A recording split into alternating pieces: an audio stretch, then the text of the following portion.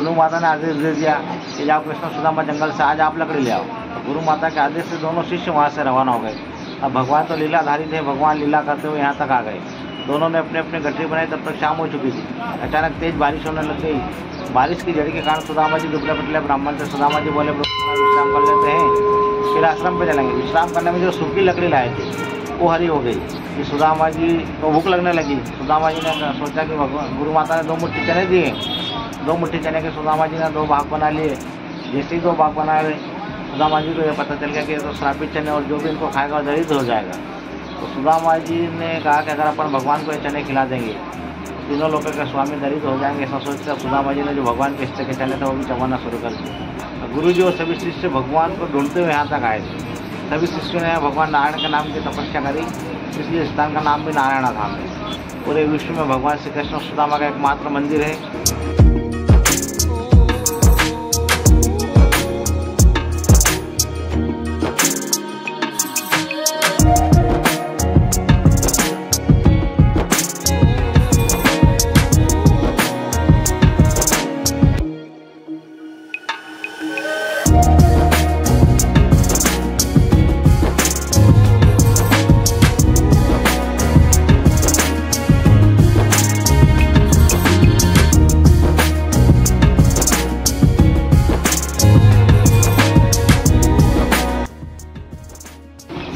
जय श्री कृष्ण महाराज जी। जय श्री कृष्ण महाराज जी, थोड़ी मंदिर के महिमा के बारे में बताइए। आप कितने वर्ष पुराना है और क्या यहाँ की मान्यता है?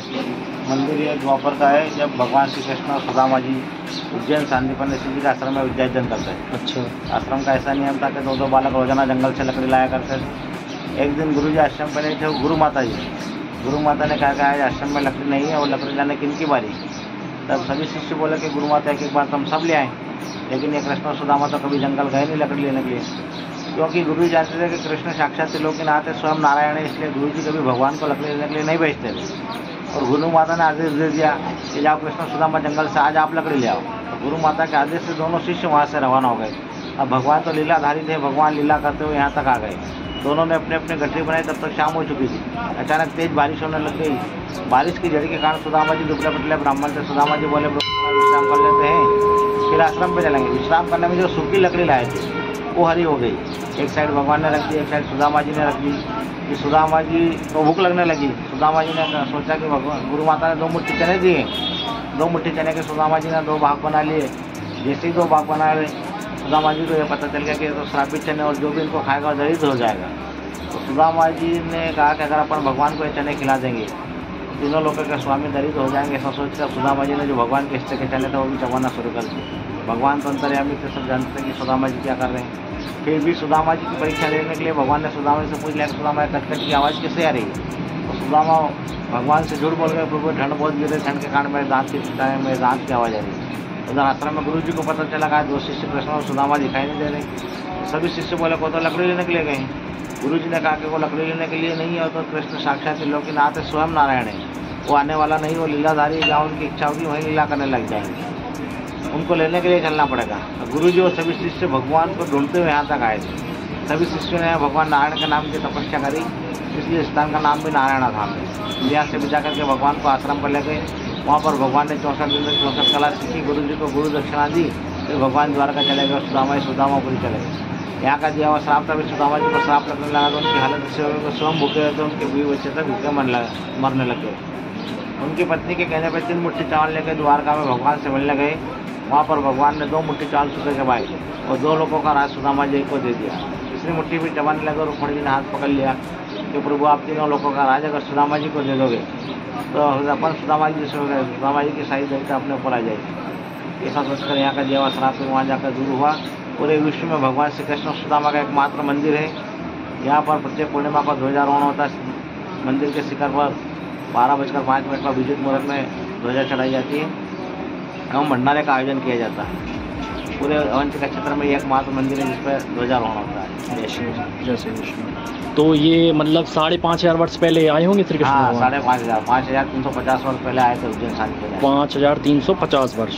अच्छा अच्छा अच्छा। तो यहाँ पर मतलब कितने दिन रुके थे यहाँ पर? भगवान ने यहाँ पर सिर्फ एक रात्रि विश्राम किया। अच्छा, एक रात रुके थे। अच्छा। और ये यहाँ पर जो कुंड है ये दामोदर कुंड है। जब सुदामा जी ने भगवान के हिस्से के चने खाए थे, हाँ, तो सुदामा जी को प्यास लगी थी, तो सुदामा जी की प्यास बुझाने के लिए भगवान ने इस कुंड का निर्माण किया था।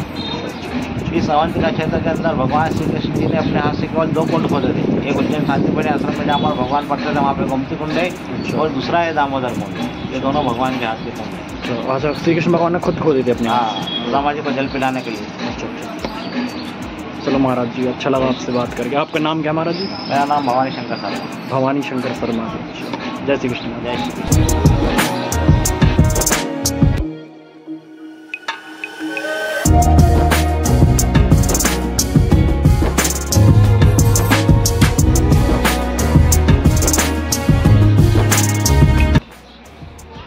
भक्त तो देख सकते हैं भगवान श्री कृष्ण भगवान ने यहाँ पर अपने हाथों से ही कुंड खोदा था, कुंड बनाया था। देख सकते हैं आप लोग, थोड़ा सा जल है अभी वहाँ पर, ज़्यादा जल नहीं है।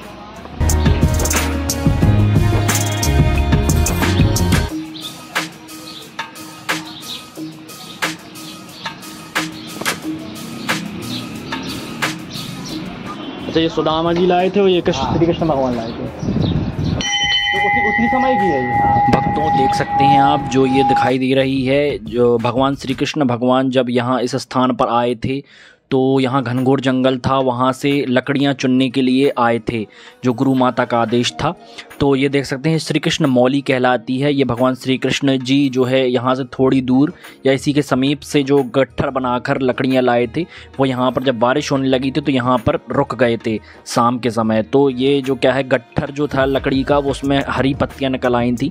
तो आप देख सकते हैं उसी समय का, यानी 5350 वर्ष पुराना यह जो वृक्ष देख सकते हैं। और ये जो वृक्ष है, ये सुदामा जी जो उन्होंने गट्ठर बनाई थी, उसमें उसकी जो लकड़ियाँ बच गई थी, वो यह लकड़ियाँ देख सकते हैं आप।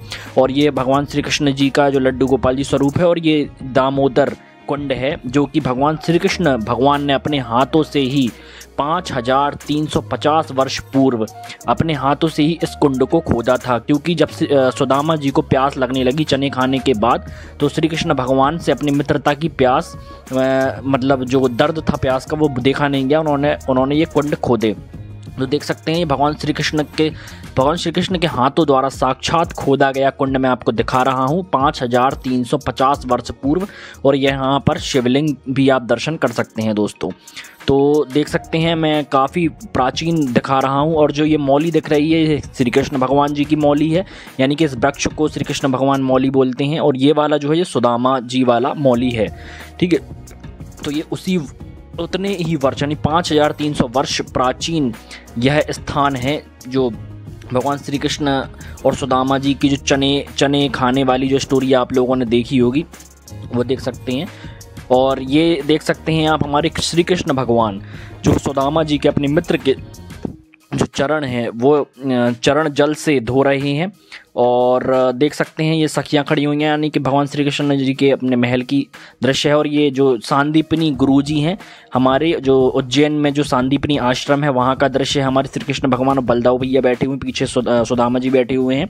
और जो ये दृश्य हमें दिखाई दे रहा है, ये श्री कृष्ण भगवान सुदामा जी का दृश्य है। इसी स्थान का दृश्य है, जो कि लकड़ी बीनने के लिए, लकड़ी इकट्ठा करने के लिए, गट्ठर इकट्ठा करने के लिए आए थे। ये वही स्थान है जो मैं आपको साक्षात दर्शन करा रहा हूँ दोस्तों, भक्तों। तो एक बार कमेंट में जय श्री कृष्ण जरूर बोल दीजिए दोस्तों। अगर मेरी वीडियो अच्छी लगी तो मेरी वीडियो को लाइक, शेयर एंड सब्सक्राइब करना बिल्कुल भी ना भूले दोस्तों। चैनल को ज़्यादा से ज़्यादा सपोर्ट कीजिए दोस्तों। जय श्री कृष्णा, जय श्री कृष्णा, जय श्री कृष्णा दोस्तों, जय श्री कृष्णा।